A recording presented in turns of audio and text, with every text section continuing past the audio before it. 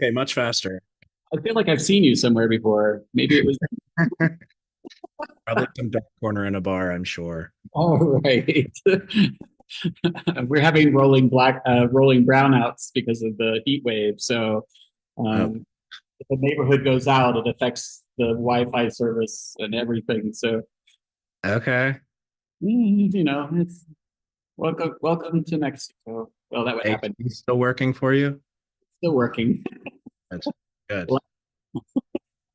Wouldn't want to be there in the United. Sorry, no offense to my brothers. Where are you in the United States? I'm in right outside of DC. I'm in Virginia. Oh, cool. Okay. Yeah. And are you originally from there or? No, I'm unfortunately from Florida. Oh, Florida. What? I know. I escaped when I could. It was just as hot down there, but yeah, I left probably 6 years ago. Oh, okay. And I mean, I worked with you before. You were in our first exhibition, Existimos, 4 years ago. Uh, Yes. the quarantines, and we had that whole issue where we kept losing venues because of the quarantines, and that's how I actually ended up start opening the gallery space was because I got so tired of losing deposits and moving the show and everything. So we just opened the gallery in the residency space because that wasn't being used, right? Hmm. So that was 4 years ago. That is crazy. And we showed your those. Well, we had photographs of the blood sample, the grid of the blood samples, Yes, yeah. because we couldn't receive work, so we had to print everything. Yeah, a lot of things were problems back then. Yeah, there were a lot of issues, but we did it. I mean, we did it. We made it happen. And now we're in our fourth year, and now you're joining us this year for the Bureau of Queer Art Volume 4, which is our 1 year anniversary of the magazine and publication, and of course our fourth anniversary of the gallery as well. So I'm super excited to have you participating in this show. I was like, wait, we're going to Ventura, California. I bet you I can get Forrest to join us in the show. Well, I'm honored. I can't thank you enough for asking me to be a part of it and for letting me do it.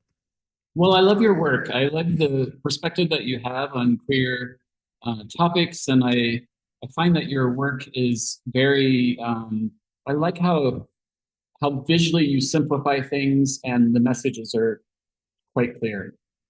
So, Mhm. what to do today is talk about the pieces that you're going to be showing in Ventura and in the magazine. So let's launch right into that. Okay. Um, what are you showing in Ventura? Um, I want to apologize too. I'm getting over a little sickness, so my voice is kind of a little crazy, but working through it. Uh, you've got two, so we got two pieces coming to you. One I just finished a few days ago, which I'm very excited for you to have. And that's sort of a new direction that I'm taking. So I think the Madhouse, which is the print pieces, was sort of the catalyst for this new work. I started to sort of really get into exploring how my queerness operated in domestic spaces and specifically a domestic space of my childhood and a house that I had like come out of or come out of the closet in. And I was sort of really obsessive over how that space constructed like the contours of my body and the ways that I carried myself and, uh, structured my self worth. So I did a really big sort of architectural study of this house and started really focusing on materiality, which was a really big part of my practice and always has been, with like queer blood and the abject and pornography and viscera, all of that kind of lovely, lovely stuff. Um, yeah. And yeah, so then I started really getting into more recently what queer space is a sort of on like a broader scale, more broad scale. And I'm reading a couple of things about come out of the 90s, and it's all very much from the perspective of sort of cis white men and club culture. And it's all about how these spaces are hypersexual and even queer architecture sort of lends itself to sort of sexuality and and I disagree with a lot of things that sort of come up in the research, but I think that I'm one thing that remains is that like queer space when it is theorized is um inadvertently sexualized. So you're getting a dollhouse piece, which is called the Dick Den, which is ironically the title of my Wi-Fi. Um, and it is just like it's a dollhouse that I sort of wanted to be really playful with, and I think seeing my past work that I am a very meticulous sort of perfectionist, and things are very clean and ordered. And this was an opportunity for me to sort of play with both print and sculpture and see how I can get my hands actually visible in the work, which is something I wasn't able to do before. So, um, Well, why the house? This house is a replica of the place that you grew up. yeah. So the Madhouse, the print pieces were that work sort of came from uh, memory recollection. So I started to try to figure out what that house was in my mind. And the prints were what came afterwards. I actually went to the records department where that house is located and got the blueprints, and those became sort of the underbelly for the prints themselves. So they're printed in my blood. And then on that, I um, superimposed sort of these fragmented memories and portions of Queer Nation manifesto and things that sort of, I think, helped inform my queer identity in that space. Sure. So it sort of evolved from sort of exclusively like personal domestic sphere into sort of a much broader definition of what queer space might be. And then the materials that you use for the construction of the house is like a clear plexi as well. So there's this sense of voyeurism into the house. What are you hoping that the audience gets from the experience of looking at this? That the dollhouse itself, I think, it mimics a lot with the material that I used in a previous piece where it had sort of uh, intestinal sort of tracks, and it was consuming queer desire. And I'd always sort of imagined that this like domestic house was the bowels that was sort of receiving my queer desires. And the dollhouse, I think, I really wanted it to be sort of I mean, obviously, like it's a very transparent, accessible material. And I think a lot of queer lives and queer sexuality and queer space is in and of itself um, very obscure to heterosexuals and sometimes, closeted gays and queers. And this was like, I guess, a nod to like the glass closet. I think that yeah, that was sort of at the forefront of that. And I also always have those like little sutures that are part of it, and there's some sort of like fragility with the association with glass, and the concepts alone are so finicky that I kind of like that it seems like it could break at any moment. Right, right. And inside of the dollhouse, describe what's happening for us. I so I have a couple of like queer references in there. Um there's Paris is Burning. Um I really wanted the space to be sort of like this, mundane sort of queer atmosphere, at least the 2D elements that are in the piece. So all of the screen printed pieces are basically just like domestic posters or artwork or stuff like that. But then the sculptures on the inside are like BDSM furniture Mhm. and different sort of sex objects. And I wanted that to sort of be the nod at like the sexualized queer space. So as mundane and sort of normal as this house presents itself to be, it's still filled with, queerness. Right. And why transparency? Um, Are you I mean, communicating to the straight community, the cis heterosexual community, or like is the reason for the transparency Something to do with your own story, or I don't. I think it's still sort of it's evolving. Um, initially I wanted it to be um sort of like a cloak. Like I didn't really want the material to read as a material itself. Um, so the original house with the sort of cow intestines in them and stuff, I really wanted the focus of that piece to be the intestines themselves. good And I job. think thanks, yeah. And I think that I still sort of hope that you get the sense, you obviously get the sense that this is a house, but it is supposed to be this very like ghost-like presence. Like it's not the main sort of crux of the concept. It's kind um of a memory then, or yeah, I would say so. I think in the past I think I've been like too specific with my works and sort of how I've explored like institutionalized homophobia and how that sort of evolved from my own view, and I didn't want the work to be so homogenized. And um yeah, I think I guess yeah, it is very much just a way to get back into it. back into it. Yeah. What was the transfer to sculpture for you about? Like, what did you were talking about before that the other two pieces were inspired the sculpture, but I mean, have you worked sculpturally like this before? Yeah, I sculpture is my first love. I think I've always been more of a sculptor than sort of printmaker.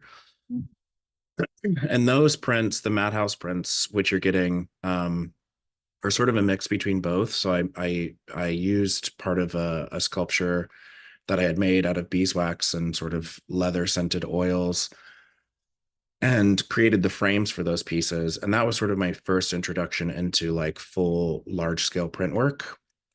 And then I started this job as a, printmaking and letterpress technician. And I've sort of fallen in love with letterpress and all things print, and was very 2D for a couple of years. And now is my reintroduction back into sculpture. So I'm delving back into it now that I have the facilities and space to do so. Right, and I saw your letterpress project in Instagram, um, and you had developed a book of posters, right? Yeah, I've been doing a lot of book work recently, actually. I did so it was like a big reso printed book, and queer theory and feminist theory are like really big parts of my life and my practice, and they influence pretty much everything. So I took 30 very influential quotes or things that I sort of have used in my practice and my research, and wanted to make this like queer propaganda book. So it's very much like you can rip the posters out and post them around town if you wanted to, or use them as a day-to-day sort of thing, or month to month. And then beyond that, I'm getting into another book called The Beginner's Guide to Faggotry, and it's basically just how to navigate cruising and dark rooms. And It's hilarious. yeah, so it's two opposite sides of the same coin. When I was in college, my graduate thesis was the United States Department of Faggotry, and I set up a licensing branch to be licensed as a faggot, and I used the Iowa State Driver's Manual, and I changed driver to faggot, and like changed different iterations of faggot, you swapping out words, and then I printed a limited edition of the manuals and set up the office in downtown Chicago, and had posters and everything. And that's the most memorable moment of it was when this family brought their 16-year-old kid in who thought he was getting a driver's license, Uh, and the entire thing completely seriously, and walked out with a license to be a faggot. yes. Oh my God. I hope he's the biggest faggot he could be at this point. Like, yeah, it was a prediction of what was to come. It was very interesting. Oh, that is incredible. I would love to see that. I keep saying I'm going to rebirth it at some point, but I don't think it would. I don't know that it would work very well in Mexico. So it would have to be in the I'd, Med. I'd come get my license. I'd do it. You'll get a visa. It's a Perfect. tourist visa and the pink sounds. Um, so you're returning to sculpture. Do you have a like a trajectory in mind for the work? I think I'm still really I think I'm really focused on figuring out why it is I'm so obsessed with queer space. So I think these like dollhouses are very much how I'm going to continue with that work. And I think paper is also a really big part of what I'm doing right now. So I really want to explore how sort of organic fibers and stuff sort of mesh and weave themselves into domestic spaces and what that might mean in terms of these sort of small scale little maquettes. But I think for now, I think sculpture is going to stay in relatively because of my facilities at the sort of smallish scale of dollhouses. Right, right. Well, I mean, I would love to see like a life size uh, dollhouse, like a house one. That would be really, really fantastic. But people would be like, "What is that? An Apple store?" Yeah, all acrylic. Yeah. I actually I proposed this idea to the DC Arts Foundation for a grant. I wanted to like study actual queer spaces and specifically like queer um sort of sexual spaces. So the Eagle and various clubs and what maybe like that architectural space had in common. But it gets a little I thought it, might have gotten a little bit murky. Um or maybe just like the thread might have been too thin. So at this point, I'm just trying to figure out like, I guess how our bodies navigate those spaces. Well, queer space is changing too. I mean, everything is becoming more related to the cell phone. So, Right. for more digital worlds, have you thought about like how that aspect of it is changing? Because lots of bars are closed now. I mean, where there used to be hundreds of bars in every city, or now they're down below 10, or like it's insane how quickly the culture, that particular culture, has collapsed really, Yeah. um, with the advent of technology. Have you thought about that sort of angle to it? That they're the queer spaces are now in our pockets. Yeah. Yeah. I mean, it's definitely, I know it's an avenue. I haven't really explored it all that much. I think, I mean, using the apps, the sort of space of like getting into somebody's, um, front doorway is always a little bit more awkward when you didn't meet for a tequila at the club. So Right. that to me is a very queer space. And I think that there's like, as much as it can be digital or is digital, like there's still that space that we share when we occupy the same room.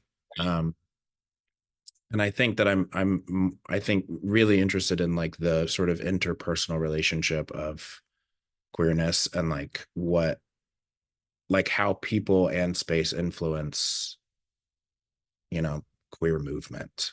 Right. Culture. Right. Um, I hope I'm not being rude. How old are you? I'm 33 You're on great. Friday. Yeah. You're making a lot of references to very like sort of up era. And the reference points that you were using. So I was curious. I'm just kind of surprised because I rarely hear these references anymore. So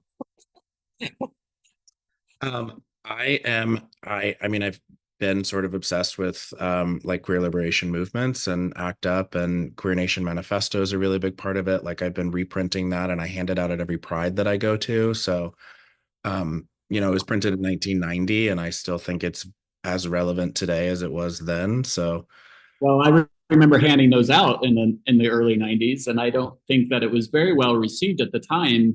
there was a lot of division within the queer culture, LGBTQ. I agree with you. It was very much dominated by white cisgender, gay men. I mean, that was the dominant culture. Yeah. Of the time, everything else seemed invisible, Yeah. um, And I which I think like, resolved. Um, but that's where this project came from, because that was my own personal experience, and I was like, the world is changing. How do we make that world more visible? right. New world, not the old. So Yeah. And there's something like really insidious about, white neoliberalism and the idea that gay marriage was the end all be all to, queer liberation. And a lot of people, I mean, I think nobody should see it that way. So, I mean, I hope by spreading these sort of gospels that it helps change things. But well, we'll see. I mean, I have a lot of hope for queer culture. I work with a lot of queer artists. I see a lot of new work being produced, and a lot of diversity within the voices as well, which I think is extremely important. What is your perspective on queer art from that period? It was definitely much more sexualized, and its relevance now within our current queer culture. um I well, Tom of Finland's always a fave, regardless of, whatever fascist fashion associations might be made.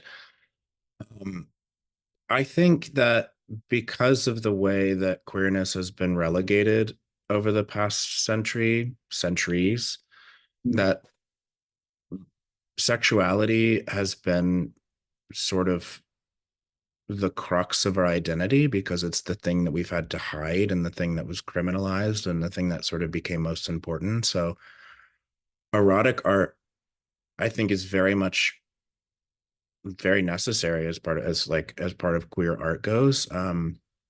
I know that there is some division still in like what should and shouldn't be in like gallery or museum spaces or white wall spaces or whatever, all of those really ridiculous, highbrow conversations. But um yeah, I think that there's a really wonderful quote by Merle Miller, and it's like the thing that you hide the most is the secret that you hide the most is like the most important part of yourself. And I do feel like the sort of erotic and the sexual comes out in most of the work that we do, regardless of whether or not we intend it to, because it's something that we've had to hide. And do you have any advice for young queer artists who are getting started? Oh God. Because now you're a senior, right? Yeah, You're right. 30, and so now you need to give advice to the 20 somethings. People call me daddy on the street now. It's great. Me too, but usually it's just Papi Chulo. Um, I don't know. I mean, find your voice. It's hard to do. It's like, there's very few. The community is a lot smaller than I think a lot of us think there are. Um, and I think that it's good to have your community of artists and also be able to find your voice amongst them because you're, as important as anyone else. Absolutely. Yeah. I mean, you have to find your people. You have to center yourself with your people. You don't need to do it alone. That's really very, very, very true. Yeah. It's called solidarity for a reason. Right. I know. Right. Exactly. And solidarity, I think it's interesting. Solidarity is itself even more diverse because of technology and the ways that we can create that solidarity. For instance, this, is really a great tool. So I'll be interested to see what we do with it in the future. I so appreciate you taking the time to talk to me about your work and catch up with me.